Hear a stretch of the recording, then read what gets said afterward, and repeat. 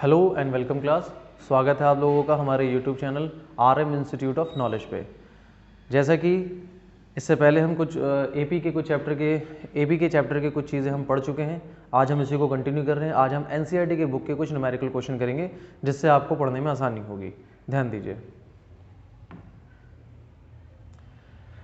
Exercise number 5.2 में आपने देखा कि इस तरह के क्वेश्चन है जिसमें से एक दो क्वेश्चन आपने पहले भी ट्राई किए होंगे। मैं आपको इसमें से एक क्वेश्चन करके दिखा रहा हूँ। ध्यान दीजिए। पहला क्वेश्चन कहता है यहाँ पे कि A7 है, D3 है और N8 है। आपको AN निकालना है। ये NCERT का पेज है। आप सबने NCERT की बुक पढ़ी होगी।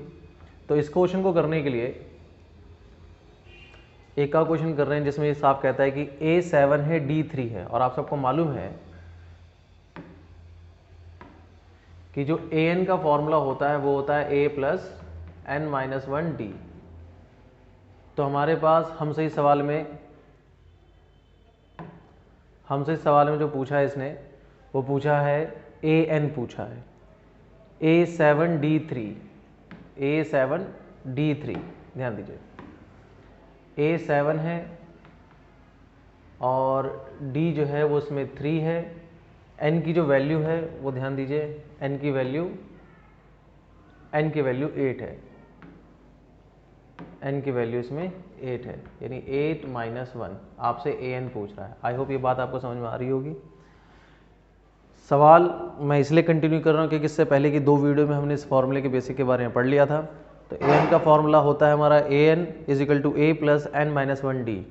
अगर जो बच्चे पहली बार हमारे चैनल पर आए हैं या जो पहली बार ये वीडियो को देख रहे हैं तो उनसे रिक्वेस्ट करता हूँ, डिस्क्रिप्शन में इनके लिंक हैं, ये प्लेलिस्ट में आपको मिल जाएगा।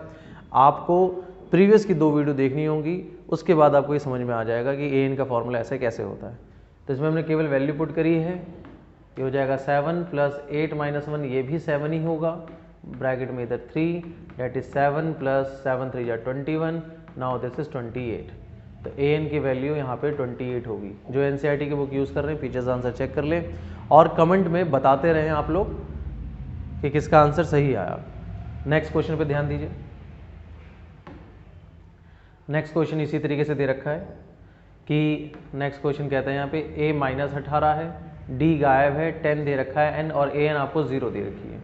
आप इसी या फिर काम करते हैं, हम सबसे नीचे वाला क्वेश्चन कर लेते हैं जिससे आपको पढ़ने में आसानी होगी। ध्यान दीजिए। क्वेश्चन कहता है कि a 3.5 है।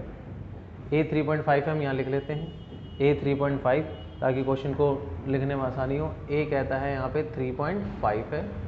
उसके बाद कहता है d जो है वो 0 है, d 0 है। n जो है वो 105 है। आपसे an पूछ रहा है। ध्यान दीजिए। हम कैसे करेंगे इस सवाल को, ध्यान दीजिए। अगर इस सवाल को ध्यान से देखा हो, अगेन इस सवाल में आपने इसको ध्यान से देखो, सवाल वही होगा an = a plus n-1 d। मैं एक बार थोड़ा सा नए बच्चों के लिए रिपीट कर देता हूँ। होता क्या है कि आपसे एक सीरीज़ दी जाती है, उस सीरीज़ में ये कहा जाता है कि भाई एक सीरीज़ है AP जिसमें पहला नंबर ये है, दूसरा नंबर ये, तीसरा नंबर ये, सब में डिफरेंस सेम होता है। तो आपको बताना होता है कि बताओ 20वें नंबर पे कौन सा नंबर आएगा, 20वें टर्म पर कौन सा नंबर आएगा। तो यहाँ पे क्या है, आपको पहला संख्या दे रखी है, आपको डिफरेंस दे रखा है, आपको n दे रखा है, मतलब आपको उसी सीरीज में 105वां नंबर बताना है। क्या होगा, फर्क क्या है इसमें, n मालूम है आपको। तो a की वैल्यू है 3.5 प्लस आपसे कहता है कि n की वैल्यू 105 -1 और डिफरेंस कितने का है, 0 का। देखो डिफरेंस 0 का मतलब मालूम है क्या है कि पहला नंबर दूसरा नंबर सेम है, तो मतलब तीसरा नंबर दूसरा नंबर भी सेम होगा, चौथा और तीसरा भी सेम होगा, पांचवा और चौथा भी सेम होगा। मतलब क्या है, हम रिपीट कर रहे होते हैं। डिफरेंस हमेशा हर पहले वाले में से जस्ट उससे कोई भी संख्या है उससे जस्ट पहले वाला नंबर हम माइनस करेंगे तो d आ जाएगा, डिफरेंस आ जाएगा। तो डिफरेंस 0 का मतलब क्या है कि शुरू से लेके एंड तक डिफरेंस सेम है। जैसे पहला नंबर मान लो 3.5 है तो दूसरा नंबर भी 3.5 होगा, तीसरा नंबर भी 3.5 होगा, तभी तो डिफरेंस 0 आएगा इनके बीच में। ठीक है। तो इसको हमने वैल्यू को पुट किया, ये आ गया 3.5 प्लस यहाँ पे आ जाएगा 104 इंटू में 0। अब आपको मालूम है दुनिया का कोई सा भी नंबर 0 से मल्टीप्लाई होता है तो वो 0 ही हो जाता है। तो 3.5 प्लस ये 104 है, 3.5 प्लस ये 104। अब इसको जोड़ लिया आपस में, सॉरी ये 104 नहीं होगा, ये 104 नहीं होगा, ये हो जाएगा, ये 0 हो जाएगा। ध्यान दीजिए। 104 इंटू 0 0 ही होता है, तो कितना आ जाएगा ये 3.5। मतलब जब डिफरेंस ही 0 का है तो चाहे पहला नंबर हो या आखिरी नंबर हो या 20वां नंबर हो या 100वां नंबर हो, हर जगह डिफरेंस 0 है तो नंबर भी सेम रहेगा। आई होप यहाँ तक की बात आपको समझ में आ रही होगी। ध्यान दीजिए, इसमें से एक क्वेश्चन और उठा लेते हैं। इसमें से एक क्वेश्चन ये इस तरीके से है कि आप ये वाला उठा लीजिए जिसमें ए गायब है, डी दे रखा है -3। तो जरा हम नेक करते हैं सवाल को। इस सवाल में हमें डी दे रखा, इस सवाल में हमें डी दे रखा था, डी दे रखा था -3 और डी -3 दे रखा था, और किधर गया, डी -3 दे रखा था, एन दे रखा था 18। तो हम इसमें एन कर लेते हैं 18। एन हमारा दे रखा है, एन दे रखा है 18, और साथ ही साथ इस सवाल में एक चीज़ और है कि ए एन दे रखा है -5। इसमें दे रखा है ए एन दे रखा है -5, तो इसमें ए गायब है। आई होप सवाल आपको समझ में आ रहा होगा। इसी चीज़ को करेंगे, मतलब एक सीरीज़ है जिसमें डिफरेंस 3 है, 18वां टर्म आपको निकालना और 18वें टर्म की वैल्यू जो है वो -5 है। तो पहला नंबर क्या है, सवाल वही है, आपको केवल वही फॉर्मूला लिखना है, उसमें वैल्यू पुट करते चले जाना है। a + n-1 d, A N की वैल्यू क्वेश्चन में दे रखा है -5, मतलब एक ए पी है जिसमें आखिरी वैल्यू जो हमें निकालनी है वो -5 है उसकी वैल्यू। ए की वैल्यू क्या है हमें नहीं पता, ए को हमने ऐसे डाल दिया। एन कितना है, मतलब कौन सा टर्म है, कहता है 18, तो एन की जगह 18 डाल दिया। 18 - 1 और डिफरेंस दे रखा है -3 का। बड़े ध्यान से करना है, साइन का साइन इसमें आपको प्रॉब्लम क्रिएट कर सकता है। ध्यान दीजिए, ये हो जाएगा -5 = a प्लस 18 - 1 हो जाएगा 17, 17 इंटू -3, तो ये आपस में मल्टीप्लाई ही होगा। -5 = a और 17 इंटू -3 आप वर्ष में मल्टीप्लाई कर लीजिए। आई होप ये 51 होगा। तो जैसे आपने इसको किया ये माइनस का 51 आ जाता है। 17 इंटू -3 माइनस का 51। अब क्या होगा, ये -5 = a प्लस माइनस ब्रैकेट खुलेगा तो माइनस हो जाएगा। अब ये हो जाएगा -5 और ये उठ के इधर आ जाएगा तो प्लस का 51 हो जाएगा। तो ये आंसर आएगा यहाँ पे a। अब एक प्लस का प्लस का 51 है और माइनस का 5 है, इसको सॉल्व करोगे आंसर आ जाएगा प्लस का 46 = a। आप चाहे प्लस में लिखो या ना लिखो तो भी चलेगा। तो a की वैल्यू आ जाएगी 46, यानी उस AP का जिस AP में 18वां टर्म -5 है, डिफरेंस -3 है, मतलब शुरुआत कहाँ से हुई होगी 46 से, 46 से फिर 3 घटाया तो 43, फिर 3 घटाया तो 40, इसी तरीके से 18वें नंबर पे -5 आ गया। आई होप कुछ क्वेश्चन सॉल्व किए हैं तो आपको बात समझ में आई होगी। अब हम दूसरे क्वेश्चन की तरफ चलते हैं। दूसरे क्वेश्चन की तरफ ध्यान दीजिए। दूसरा क्वेश्चन है जो हमारा, इसके तरफ ध्यान दीजिए।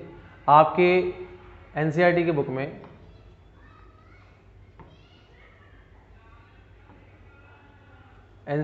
में अगर आपने ध्यान दिया हो तो क्वेश्चन नंबर 2 ये है एक्सरसाइज सेकंड का कि choose the correct choice in the following justify. 30 term, इस एपी का 30 टर्म निकालना। एपी की संख्या क्या है 10, 7, 4, मतलब 10, 7 और 4, इसमें हमें निकालना है 30 टर्म निकालना। आई होप आपको क्वेश्चन समझ में आ रहा होगा। तो हम इसको इस तरीके से कर लेते हैं। ध्यान दीजिए, आपको सवाल ने जो पूछा वो ये पूछा है कि एपी दे रखी है 10, एपी दे रखी है आपको यहाँ पे 10, फिर दे रखी है 7, फिर दे रखी है 4, और आपसे पूछ रहा है बताओ इसका 30 टर्म क्या होता है, 30 टर्म। तो ध्यान दीजिए, हम क्वेश्चन को सॉल्व कर रहे हैं। ध्यान दीजिए, तो ये हमारा क्वेश्चन नंबर 2 है, और क्वेश्चन नंबर 2 इस एक्सरसाइज का कहता है एपी दे रखा है 10, 7, 4 और 30वां टर्म पूछ रहा है। बहुत आसान है, सवाल में आपसे 30 पूछा तो इसका मतलब क्या है, ये आपसे 830 ही पूछ रहा है। यानी आपको वही फॉर्मूला लगाना है कि भैया an = a प्लस n-1d, जिसमें आपको पहला टर्म पता है, इस एपी का पहला टर्म क्या है 10, और इसमें n कितना है, n आपको यही नहीं मालूम, लेकिन हाँ सवाल ने इसमें हिंट दे रखा है n क्या है। इसमें बोल रहा है 38 टर्म निकालना है, यानी 30वां नंबर, यानी n क्या है इसमें 30, उसमें से 1 घटा दो। और d कितने का है, d आपको खुद निकालना होगा रफ में। d की वैल्यू होती है हर दूसरे में से पहला घटाना, हर दूसरे में। तो d कितना है इसमें, 8 कितना है 7, 7 - 10, आंसर कितना आ जाएगा -3। तो यानी d की वैल्यू कितनी आ जाएगी यहाँ पे -3। सॉल्व करेंगे इसमें, ये हो जाएगा 10, ये हो जाएगा 29 और ये हो जाएगा -3।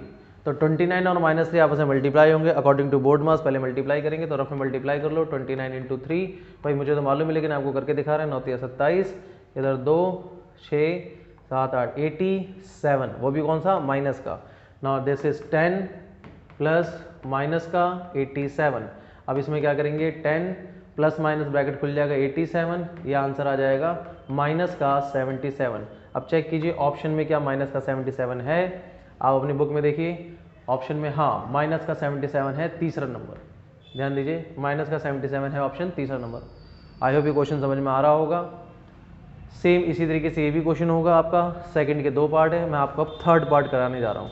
थर्ड पार्ट में क्या है, आपको मिसिंग वैल्यू दे रखी है बीच में, पहला गायब है, ध्यान दीजिए इस सवाल को किस तरीके से करेंगे। ये अगर सवाल देंगे क्या है 2 बॉक्स और 26, 2 बॉक्स और 26, क्वेश्चन नंबर 3 की बात कर रहे हैं हम यहाँ पे। क्वेश्चन नंबर 3 ध्यान दीजिए, क्वेश्चन नंबर 3 कुछ इसे कहता है 2 बॉक्स और 26,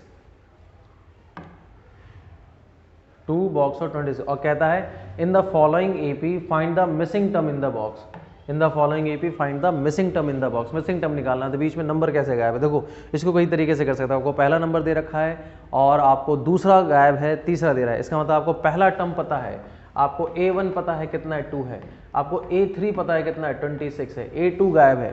तो इसको करने का आसान तरीका क्या है, ध्यान दीजिए, आप सीधा लिखें यहाँ पे वी नो, हम जानते हैं